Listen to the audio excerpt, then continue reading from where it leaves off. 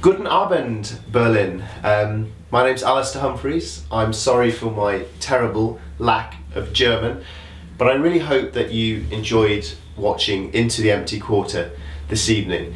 It's been a labour of love for me putting together the film, so I really hope you've enjoyed it. It's quite interesting now looking back on the whole experience, because really there's two completely different aspects to this trip now for me.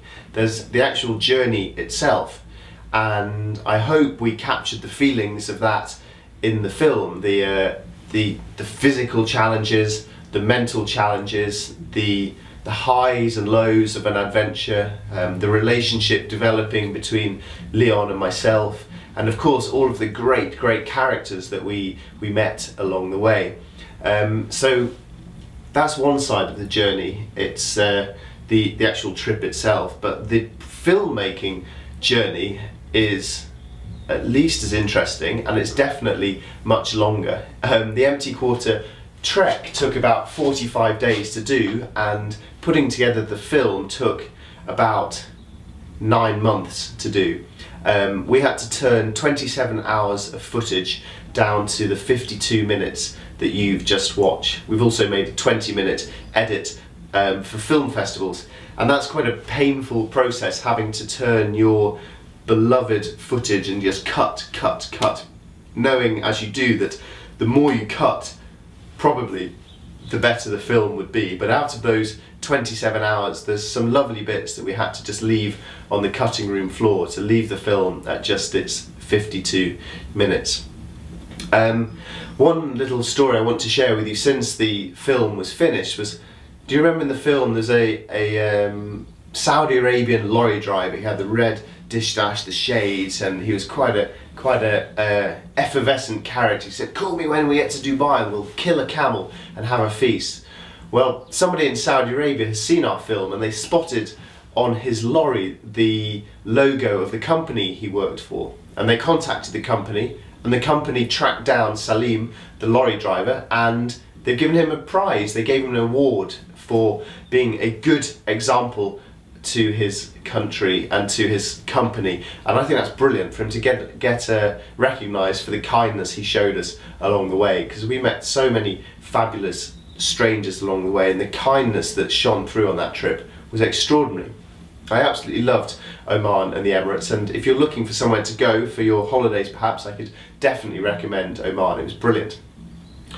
I want to talk briefly about the shooting of the film, because just after we released our film, there was on the BBC in Britain, so the main television station, there was a proper documentary made by proper professional people, not amateur idiots like Leon and me, a guy called Ben Fogle and James Cracknell, and they're both famous TV stars in Britain, and they did a journey very similar to ours, but obviously it was filmed professionally with a proper film crew, and it was really interesting for me to see that and to compare their trip with ours.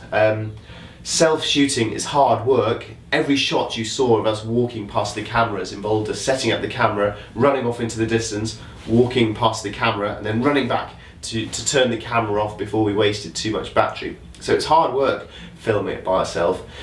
And it's also very frustrating because it's very hard to capture the dynamic relationship between the two of us. So if we were doing something together, if we were laughing together, something like that, we'd suddenly think, we should film this. You set up the camera, but by then the moment's passed and it's quite hard to film two of you doing things naturally. So that's a difficult part of self-filming.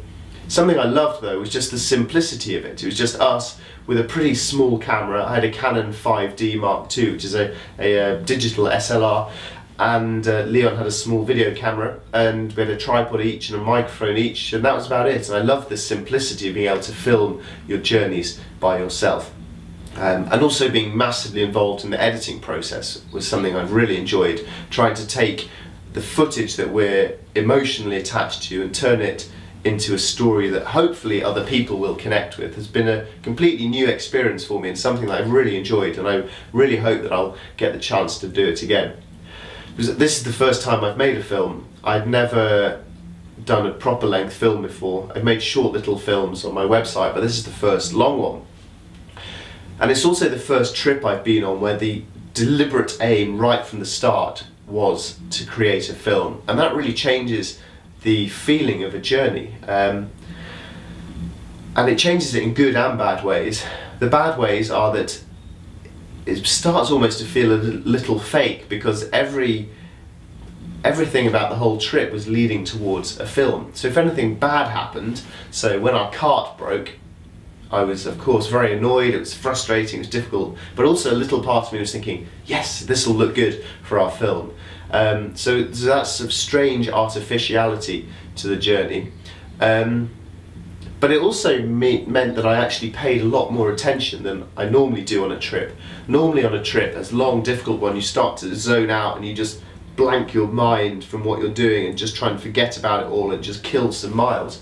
Whereas out there, we were constantly trying to think, how are we going to turn this into a story? So we thought a lot more about the trip. I made this film because I've enjoyed learning filming in the last few years. I wanted to challenge myself by doing something a bit harder. Also, I made it as part of my career move, I suppose. I've made my living in recent years by writing books and giving talks about my expeditions, and it seemed to make sense to try and add another asset to my repertoire, so to make films as well, which I can then sell. And even if I don't sell a film, like tonight, I at least get my material out to a new audience, and who knows, you might go buy my books or book me for a talk. So it's a good way of reaching a wider audience as well. So I think making a film has been a good career step.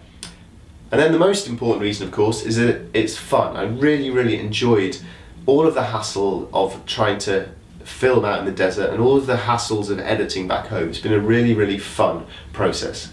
And I really hope you enjoyed the film, and I hope that it might have inspired you to want to go and do an adventure of your own. And perhaps that adventure will be big, perhaps you'll go and walk across the empty quarter and do so with a much better cart than we had.